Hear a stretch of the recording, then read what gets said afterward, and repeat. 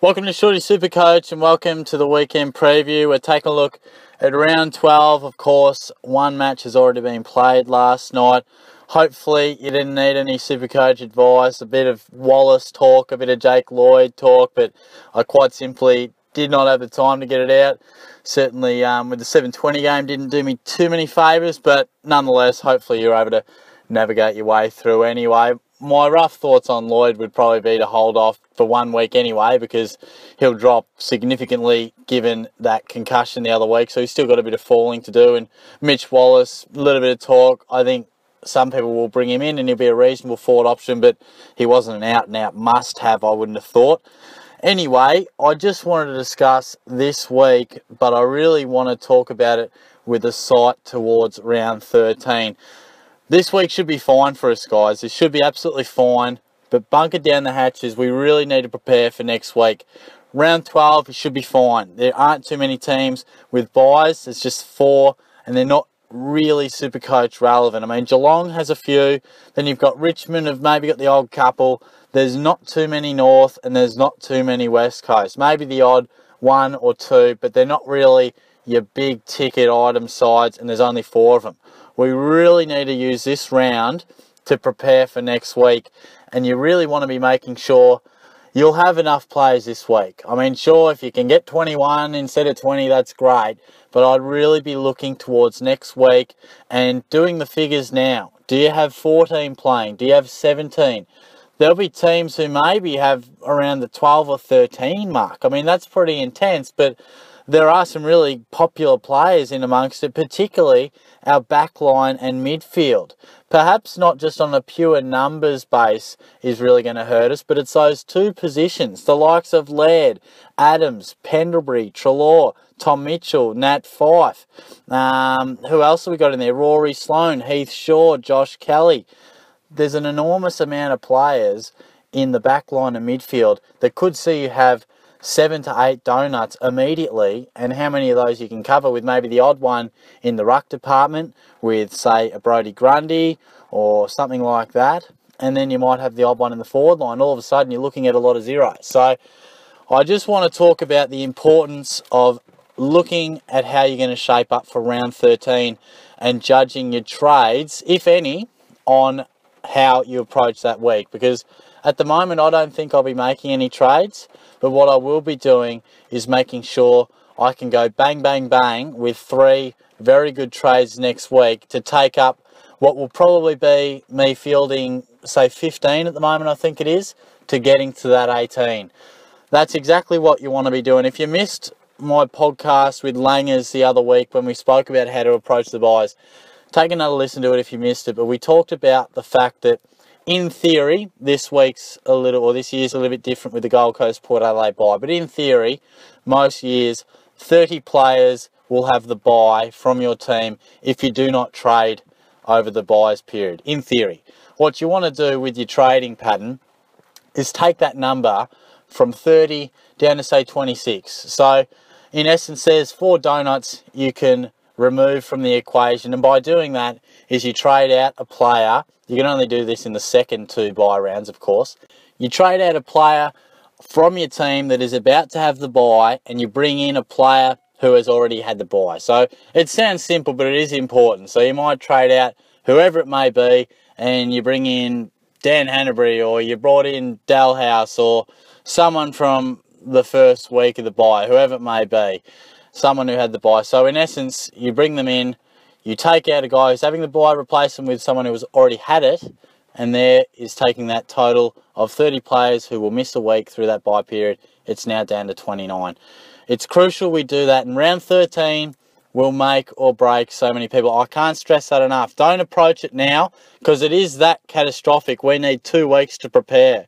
If you're looking at 13 or 14 right now, you should probably make a couple of trades to get that number for next week up to about 15 or 16, and then you can make another couple. It's not the worst thing in the world if you only field 17 next week, but you can ill afford to have 15. And looking at it from another angle, if at the moment you have 16 or around that mark, you can really potentially, if your side's looking slightly better for round 13, you can maybe get that number up to 19, maybe even 20. I think that'd be rare, but there are some sides with some more unique teams. So I think that could be an enormous advantage, because last week hurt a couple. This week should be fine. But next week we'll see some people drop drastically in the rankings. And you'll see people who play their cards right and have been thinking about it a week prior, you'll see them survive it. And I think that's all we can do, is survive it. I don't think next week's going to be a great week. We're not going to look back on it overly fondly. But I think it's definitely worth having 2 weeks preparation, because you might need 4 or 5 trades, because we just can't be fielding 16. You just can't have 2 zeros and every score counting. It just can absolutely kill you. So I don't necessarily have any exact advice for a player to get, or a cash cow to bring in, or a fallen premium, because there's no one absolutely screaming out. I think there's nothing absolutely necessary that we must get in, but the key component at the moment for SuperCoach is making sure that round 13 bye doesn't derail our season, because you could play your cards very well up until that round, and then there's a potential that you could drop anywhere from, if you're up pretty high, you could still drop 10,000 ranking spots. If you're somewhere already struggling, you could still drop another 20,000, because there'll be plenty raring to take over. I mean, if you have a poor score and have not put in your homework, and you have a mediocre week scoring wise anyway, and you've already got a few zeros, well, you're in a load of trouble there. So I can't stress enough that you must prepare for that. However your team looks, whatever the players are, however it's structured, get the pen and paper out, wherever you do it, count the amount of players you have right now for round 13 playing, how you can use the dual position. Can you put McRae forward? Can you put Dalhouse in the midfield or something like that? Can you utilise every one of your players and make sure you have close to 18 as possible, and then fill in the gaps by trading? So you've got to do it. We've got to prepare for it. It could be a brutal round, but we've got to put in the homework and really make sure we get through it well. Finally, I do want to talk about a bit of captaincy. Of course, Dangerfield is one that we all talk about. I think, obviously, he's not playing this week, so who do you go? I think Pendlebury's a very good option. He is a big game player. He's in form. Historically has a very good game on the Monday, and I think he will do so again. Tom Mitchell's another guy to have a look at, of course, and I think they're probably the real 2 main ones that we'll talk about. You might want to use your VC. You might have used it on Franklin or someone like that. You know, trying to take a punt, you might go Rory Sloane for the VC, or use something to try and just go bang. So hopefully Dangerfield has served us so well, and we can just rely on him to be a great captain. He's obviously not there this week, so hopefully we can have a good captaincy selection. And I think a lot of people will be, you know, really differ in that, because we don't have that key obvious player. Also touching on Tom Rockcliffe, probably from the teams, he's the main one that people will be talking about bringing him in. I don't think he's an absolute must-have. I'd like to see how this shoulder comes back. He's come back somewhat quick. I'm sure he's fine. But as we know, I think he's got a lowish break even for where he's at. He's still at $5.90. He's one of the most expensive players in the midfield, probably in the game at the moment, I think. I wouldn't rush out to buy him. I would like to just see where he's going after this shoulder. I know he's looking like a very good option, and he's going to go up in price, but there are going to be players that drop a bit. So just cool your jets. I think Bontempelli is looking like it'd be a very good option in a couple of weeks. Zach Merritt, I like as a POD very soon.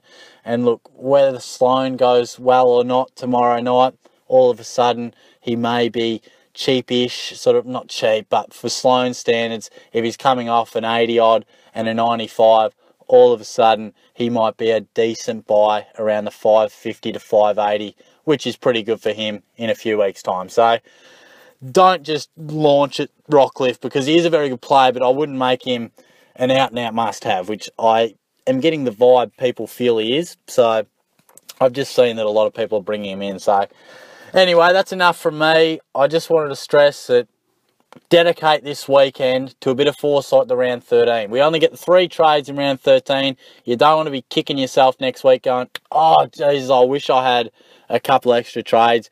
You've got them this week. You've got 6 over the next 2. You might need 4 or 5 to make sure that you're not just right for this week, but next. And I'd definitely be looking at these 2 weeks as a whole rather than just week by week. So subscribe to the channel if you haven't already. I always appreciate getting a few subscribers on board, nearly at 900. Hopefully we can break that in the next few weeks. Give a bit of a comment. Let us know how you're tracking along. Like the video, of course. Share it around to your mates. Get them on board. Get them involved if they're in their SuperCoach as well. All the best for the weekend. Hopefully we can tick off another successful week in the buys.